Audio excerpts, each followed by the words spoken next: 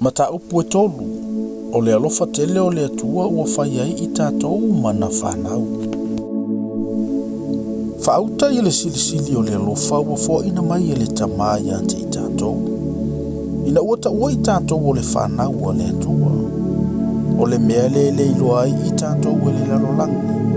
Awana le iloa o ia. Le au pele. O le whanau I tātou o le atua I nei ona po. Ai le whaalia mai nei le winga o I tātou a amuri. Awa tātou I loa. Pe a whaali mai o ia. O na wholinga I leo I tātou I a te ia. Awa tātou te iloa tino I lava o ia.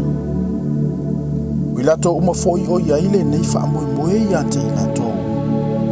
Ua te itasi ma whaamamaina o ia ia. Whaapei o na mama o ia. O I lato uma lava o e whaile angasala. O lato soli foi tu la fono. O le angasala o le soli tu la fono lava lea. O utau ilo fo ina whaalia o ia ina ia avese ina ia tato angasala. Ele o ia te ia fo isi angasala. Ele angasala se tasi o e tu mau ia te ia. O se angasala o lewa ai o ia te ia. O le ilo fo o ia. Le whanau e, aua nei whaasese tasi ante o tau. O le whaile ami o tonu. O le ami o tonu lea, whaapeo na ami o tonu o ia. O le whaile angasala, mai le ti apolo lava ia. Awa angasala le ti apolo talu le amatanga. O le mea lava lea na whaalia mai ai le alo o le atua. Ina ia whaumatia e ia ngā lue ngā le ti apolo. O I lato uma o e ua whanau mai I le atua. Lato te le whaia le angasala. A wa o lo tu mau to tonu ia te I lato ula na fua. E le mawhai foi o na angasala. A wa ua whanau mai I lato I le atua. O le mea lea. Ua iloa I le whanau a le atua ma le whanau a le ti apolo. O I lato uma o e le whaile a mi o tonu. E le mai le atua I lato. A toa mai le arolofa I o lato uso. Awa o le poloa ingale nei ua tau whaalongolongo I ai talu le amatanga. Ia tātou fe alofani. E le pei o kaino na ilo o leanga. Na fasioti fo ilo na lava uso.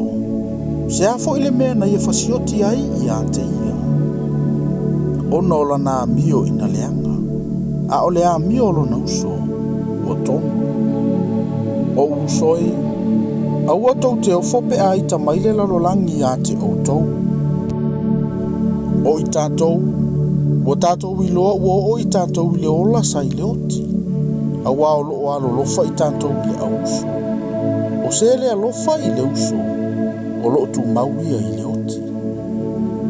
O I lato uma o e itai o lato uso, o fasi o ti tangata I lato. Ua o tau I loa foi, ele ai se fasio te tangata tu mau ia te ia le ola I whaavavau. O le mea lava le nei o tātou I loa I le alofa ina otu ina atua ia o na lava soifua. E sui ai I tātou. E tatau foi o na tātou tu ina atu lo tātou ola. E sui ai le auso. O se ua iai le oa le lalolangi nei. Pe ailo atua ia lo na uso o matifa. Ai puni tia lo na loto alofa I a te ia. Pe whape feo na tu mau o le alofo o le atua I le tangata. Lau whana ue. Aua nei tātou alo lofa tau o le upu ma le ngutu. A o le amio ma le whaamaoni. O le mea foi leo o tātou ilo ai o I le upu moli I tātou. E mauti noa foi o tātou loto I o na lua. Awa pe a whai e whasalau tātou loto ia I tātou. Ua sili lava le atua I o tātou loto. Ua sila fia fo e ia mea uma. Le au pele, a whai e le whasalau tātou loto ia I tātou. E maua e I tātou le whaamalosi luma o le atua.